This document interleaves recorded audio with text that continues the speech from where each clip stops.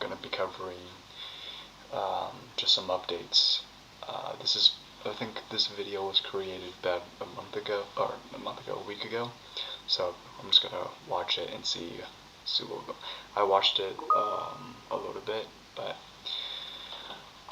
let's get into it. To force Ukraine to surrender land to Russia. We're so fucking cooked. I mean, I don't know. I mean, if Russia is going to keep attacking, I mean, what are you going to do, right? Top officials from the U.S., Ukraine, Europe, they're meeting in Geneva, Switzerland today. Yeah. They're talking about how to end Russia's war on Ukraine. Now, at the G20 in South Africa, Ukraine's allies are simultaneously working on a unified response to President Trump's 28-point peace plan, and it's been widely criticized as pro-Russia. So, a little bit about that. So, this is a response to, there's a 28-point peace plan that Steve Witkoff supposedly gathered from the Russian side, and all of this it's essentially the news. It's saying that it's a Russian wish list with some pretty maximalist demands. Yeah. Ukraine loses this war and possibly collapses, it will have an impact on European politics as a whole, on the entire European continent. And that is why we are so committed to this issue. Because if there's a chance to bring about peace, it will also have an impact on the entire European continent. And President Trump now insists that the 28-point plan is not his final offer. And Secretary of State Marco Rubio, Special Envoy Steve Witkoff, they're expected to join today's talks in Switzerland. Ukrainian President Volodymyr Zelensky will meet with President Trump before Thanksgiving. And Zelensky has called this moment one of the most difficult in his country's history. I bet. We get more now from CNN's Probably Kevin true. Liptak. So, good morning. So what that means is, like, essentially the United States made an ultimatum for Ukraine before Thanksgiving. Essentially is like, you either I believe Trump made this to Zelensky, whether either you accept the I don't know if it's accepting the terms or accepting that this is a work in progress type of situation. Either accept this 28-point peace plan, or the United States will pull back all military support, all intelligence support, stuff like that. So, and that's why Zelensky's coming out with this.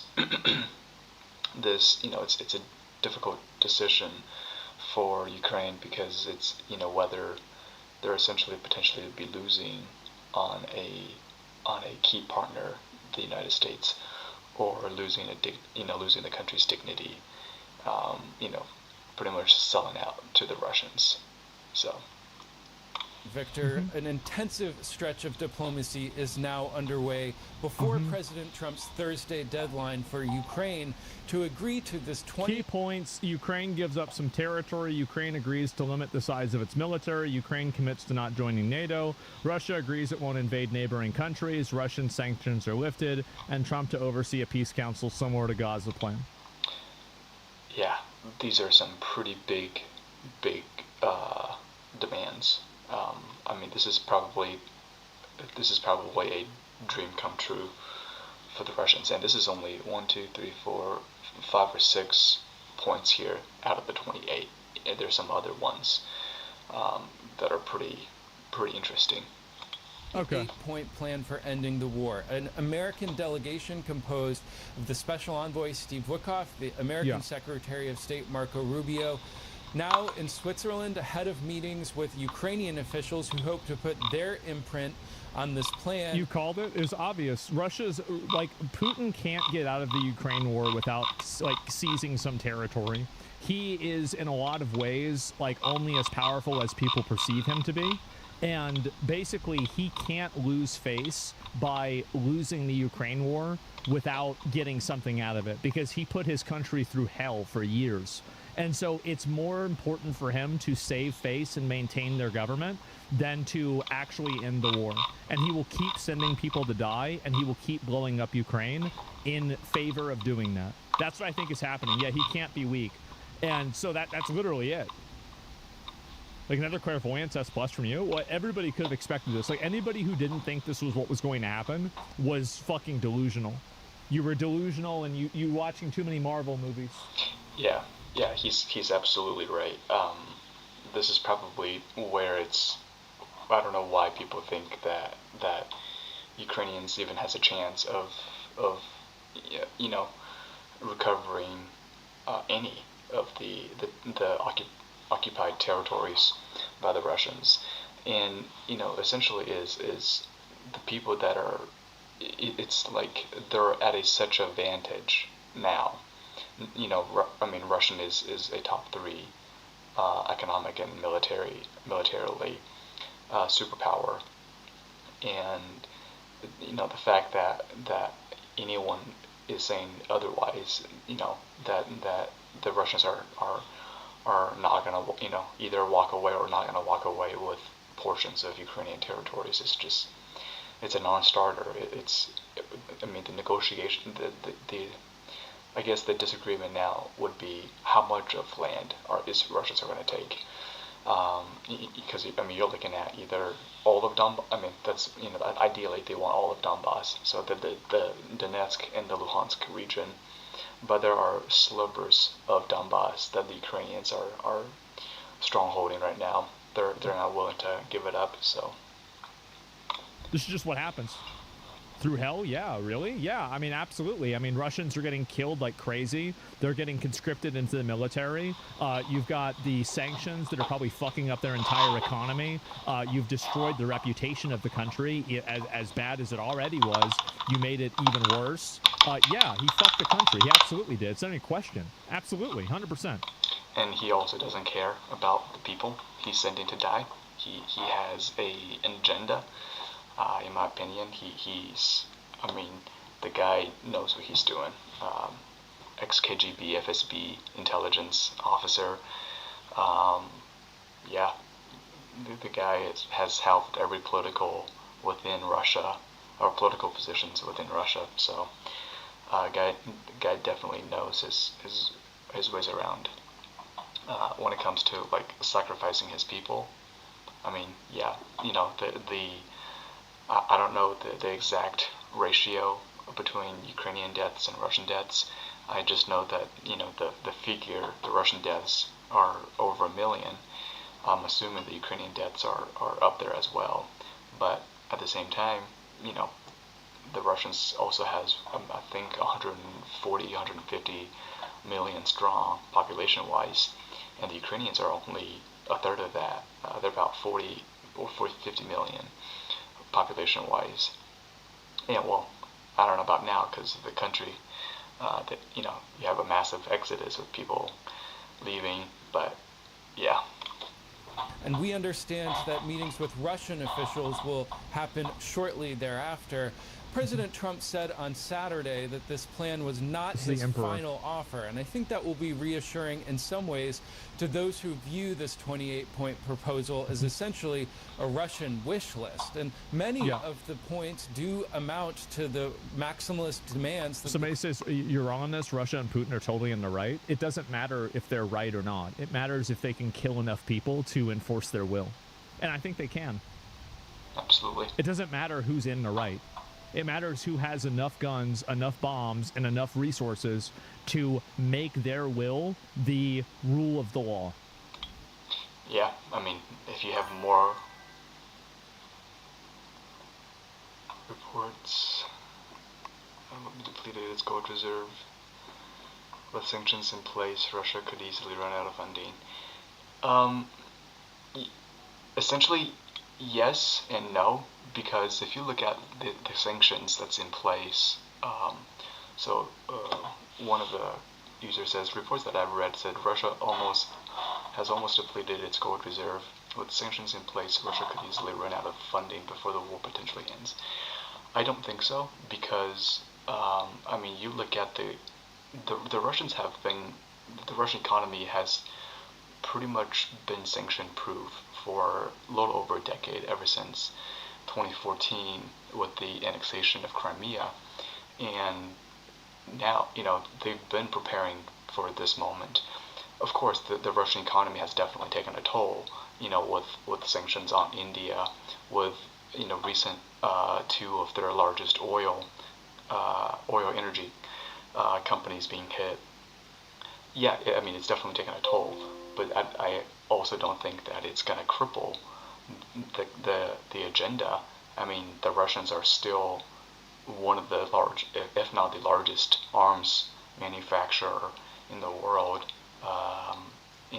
Similarly to because all they need is enough materials and parts to essentially manufacture the Shahed suicide drones, and everything else is the war rages on. So that's it. Like it was literally they're yeah. So going back to what Asmongold was saying is it doesn't really matter who's right or wrong. If you got the bigger guns, if you got the more money, if you're in the upper hand, you dictate what's right and what's wrong, because nobody else in the world is gonna, no one, you're the bigger bully in the park. Nobody else is gonna come around and tell you otherwise.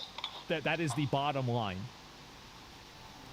Kremlin has been making over the course of this war, including that Ukraine give up the entire eastern Donbass region. Wow. That it put a cap on the size of its military, that it give up some of its long-range weapons capabilities that it's been provided over the course of this war, and that it agreed to never join NATO. And so I think the real question now, and it's the question that I posed to President Trump on Saturday, is what happens... Leftsum says is not L, never surrender. Okay.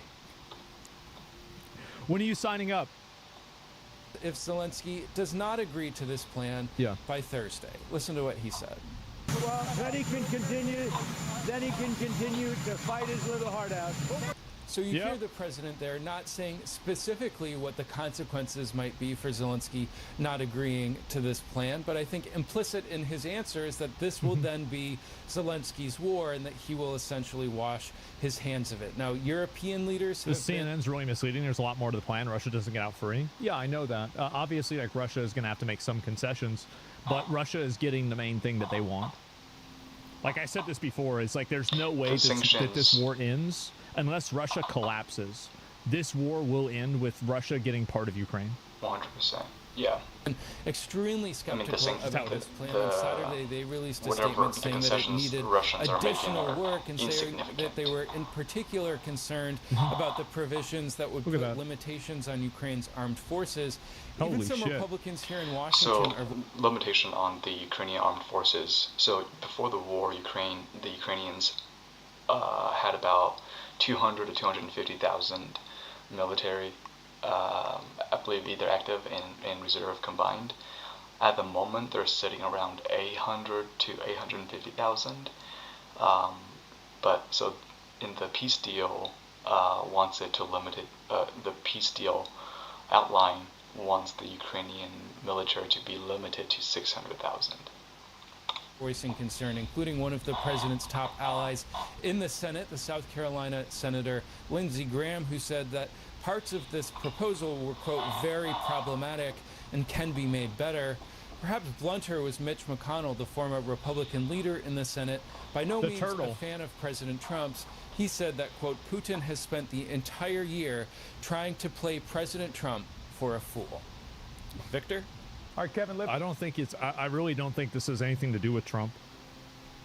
I'm going to be real. I don't think it has anything to do with him. Tech, thank you very much. For more on today's talks and what's it's...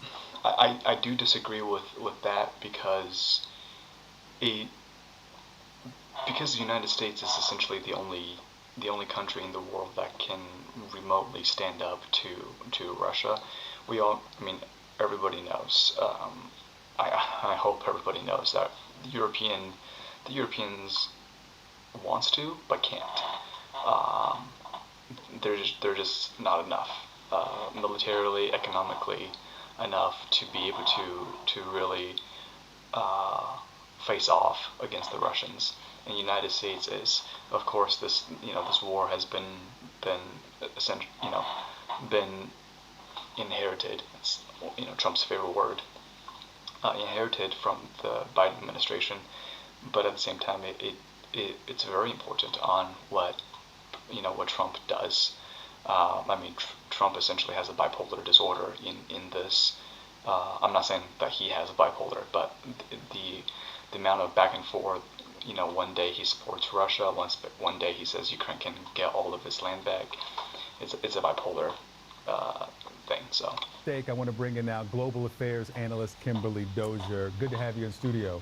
Let's get your reaction to... It's a war between Ukraine and Russia, primarily. I mean, Trump can try to intercede into it, but he can't stop what they're already going to do. Yeah, it started when Biden was the president. Mm-hmm. The president saying that this is not his final offer after making this a pretty hard deadline for Thanksgiving. He said that on the way to a plane, and it gives him some maneuver room. But let's be clear, what's been put to Ukraine is Russia's wish list. Mm-hmm. And this seems to have been drafted by Envoy Steve Witkoff together with the Russian negotiator, and not with any Ukrainian input, leaving Kyiv and European officials backpedaling, dismayed. It's as if 6 to 8 months of work trying to convince Trump that he can't reward Putin for aggression is just evaporating. Both parties has pretty much contributed a lot. So the logic and the rationality that these people have is based around like Reddit fairness. Like this is my outlook on the war, right? Russia is the aggressor. They shouldn't have gone into Ukraine. They're the ones that are in the wrong, and they should get nothing. Yeah, in the perfect That's world. what my opinion of it is. In the perfect world. But we don't live in that. That's not what's happening. It's not. Also, the reason why all of this is coming up now is because of the recent 100 million Minister of Energy scandal that occurred in Ukraine. So there's definitely a little bit of torch under the Ukrainians to kind of they're losing hope day by day. It's not realistic. You can say that, and does that feel good to say? Yeah, it feels really good to say, but that's not reality. Yeah, and some of the requirements here would be that Crimea, Luhansk, Donetsk would now be recognized as Russian, even as by the United States, limiting the Ukrainian military at 600,000. They're currently estimated 800,000. A constitutional amendment that they would never seek NATO membership. On and on. It's not clear that Putin would ever sign. I've been thinking about the constitutional amendment for the Ukrainians. I might need to break this down for NATO accession. I'll probably make another video on this in the future. But I don't know why this peace plan was on the Ukrainian side specifically, because NATO essentially needs all party members to agree for any country with interest to join. And the United States could have essentially put in their constitution and say, we would. I mean, of course, I don't know why they would, but or NATO, NATO itself can put a memorandum saying that Ukraine would not be a part of it without even the Ukrainians putting into their constitution. So I don't know I don't know the legalities of that, but and on to a deal. Sure. But if this is weakened in any way, or one of those requirements is removed, it's probably not going to happen. Putin certainly is less likely to sign it then, right? If Putin would sign a deal... Someone says your opinion doesn't matter, sign an agreement to defend Ukraine after losing SSR and they're not doing the job. You've typed that too many times, you're going to get permabanned.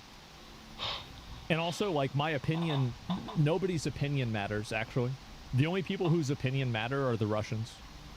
They're the ones dictating. Yeah, they are the ones. That's the only people whose opinions really matter. So, is the Russians, and if they're not going to agree to this, then you're at an impasse. You can't do anything. Back to the drawing board.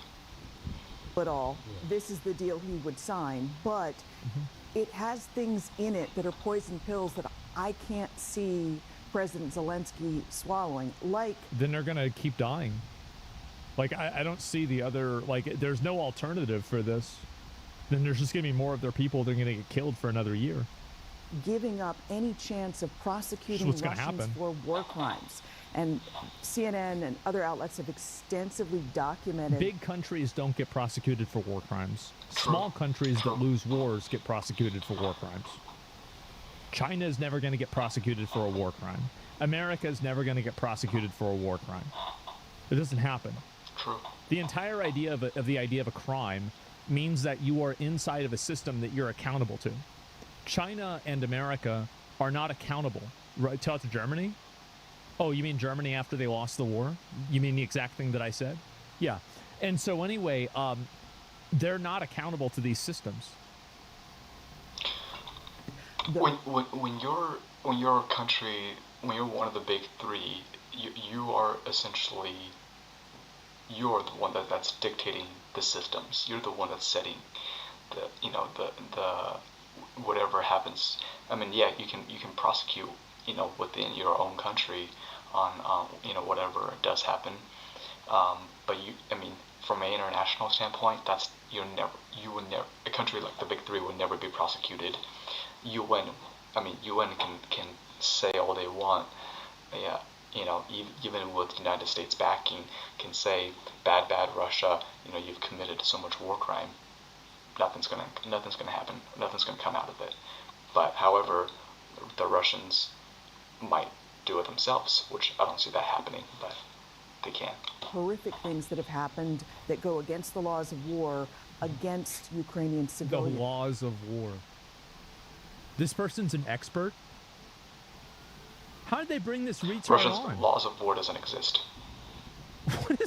How can you be so stupid? From my understanding, Russians are not a part of the Geneva Convention. Things like massacres of Bucha, etc. Oh my God! So between that they're not and gonna care. leaving Ukraine essentially defenseless, what they're asking Ukraine to do is what it did when it gave up its nuclear weapons, and in return got a piece of paper that said Russia would never attack, and if it did, the West would drive Russia out and defend Ukraine. Yeah, but they weren't really going to do that. They should have never given up the weapons. Should have never done it. Agreed. Well, it's a mistake. Didn't happen in 2022.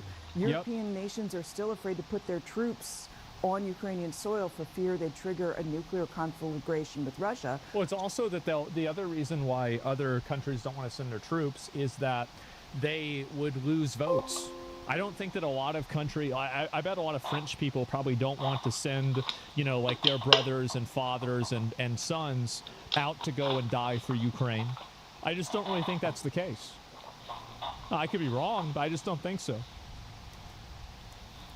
So putting that kind of guarantee in this 28-point deal, again, is no guarantee of Ukraine's security. Yeah, it didn't happen in 2014 with the annexation of Crimea then either. I think we have President Zelensky speaking for himself and reacting to this. Let's play that. Національний український інтерес має бути врахований. The national Ukrainian interest must be taken into account. We're not making loud statements. We will calmly work with America and all partners. There will be a constructive search for solutions with our main partner. I will present arguments, I will convince, and offer alternatives.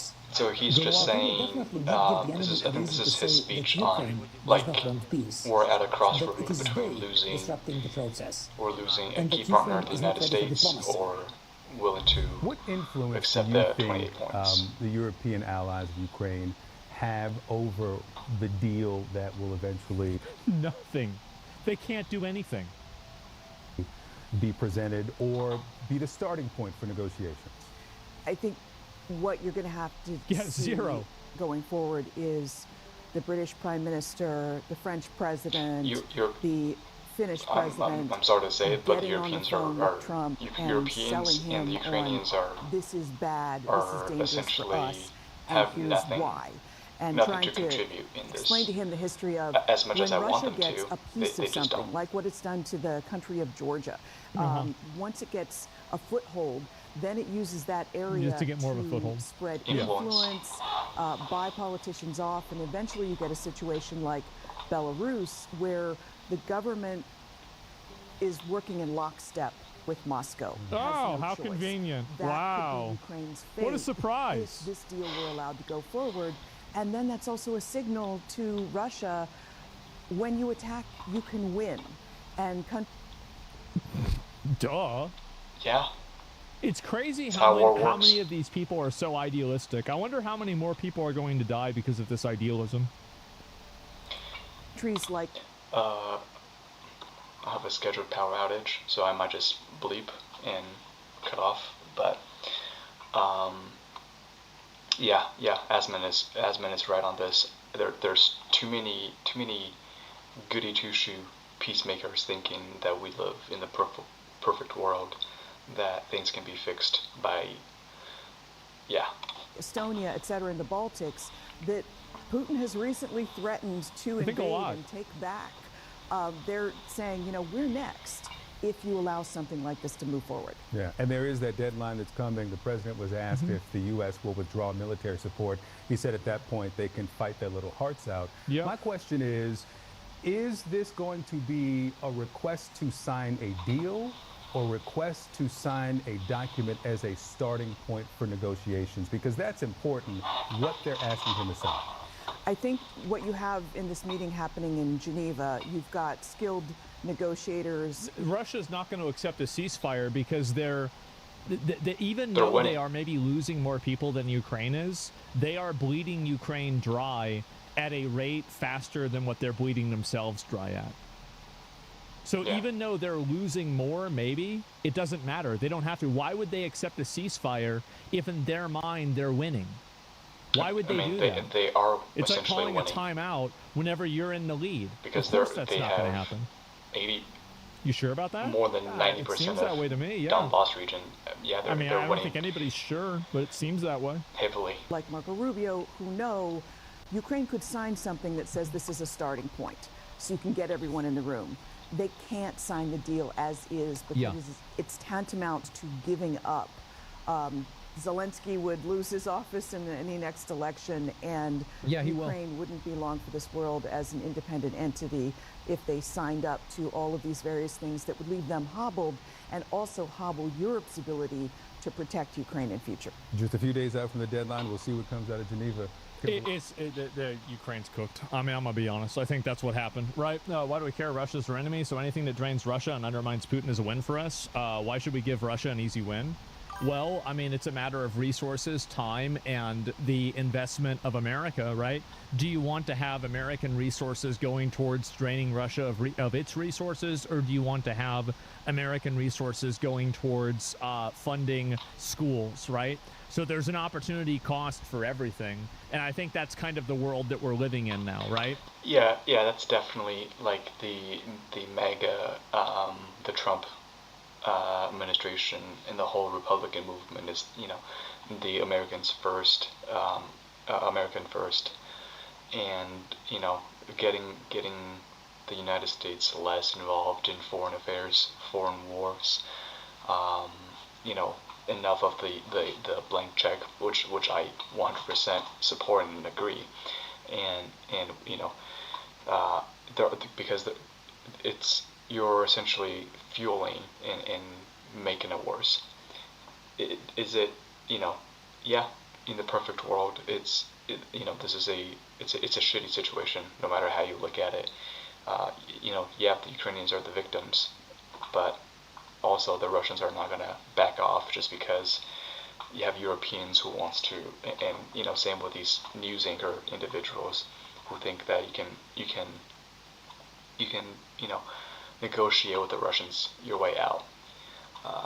One of the comments says, well, I wouldn't denigrate idealism. The Civil War was fought on the fundamentals of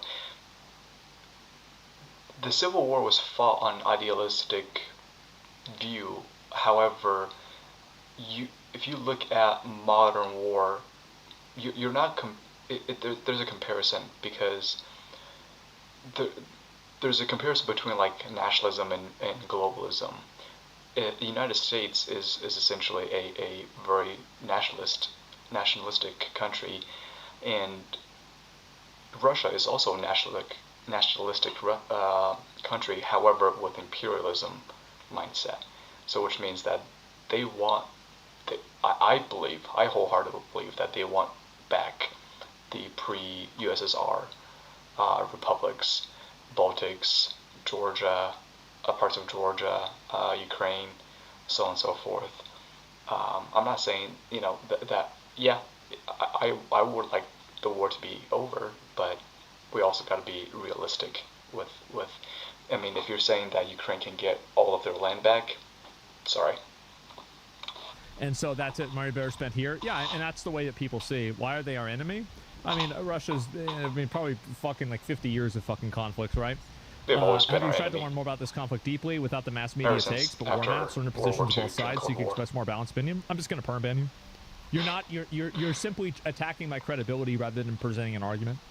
If you want to present an argument, that's fine. But like just saying that I'm dumb, I don't know what I'm talking about. By the way, I've been right about this the entire time. Yeah. I really appreciate Asmon's take. I mean, I share the same. It's shitty. It's terrible of what's going on, but we also live in a realistic world, and the Russians don't exactly play fair game. One of the comments says, I think this would be different ballgame in 5 years after the EU has upped its defense spending to appropriate levels. So I'm assuming you're I don't know if you're saying that all countries are meeting the 5% NATO GDP, or all the countries are actually contributing to their proper, 2.5%, 3% of their GDP to NATO budget. The problem is, I don't even, you have like what, I don't know, 15, 20, 25 countries within Europe, and not all Europeans Europe itself doesn't exactly work collectively like the 50 states of the United States work. I mean, you have UK with it's essentially its own entity. But if you have UK limited military, you have France, Germany with limited military. All of these militaries are very insignificant. I'm not saying they're bad. I'm just saying they're insignificant compared to the Russian side. And who's to say that China might not even get involved? North Korea might play a bigger role. Iranians might play a bigger role. When you do, if you're talking about paper match. I have been. I've said that it wasn't going to end, and I've been right. I don't care what your Reddit logic or anything else that you have is. It doesn't matter. At the end of the day, what I'm saying is going to happen is probably what I think is going to happen. I could be wrong, but I don't think I will be. Russia is supposed to fold quickly, nothing to do with them being our enemy or not. Turns out Russia can work with the rest of the world. Yeah, maybe. I mean, who knows? It's not that Russia isn't our enemy, it's that we're Russia's enemy. Russia attacks us consistently, stopping losers in the chat, arguing back your emotions, don't care about what the real world reflects. Exactly. This is just the way it is. And it's unfortunate, but I think it's also the truth. And so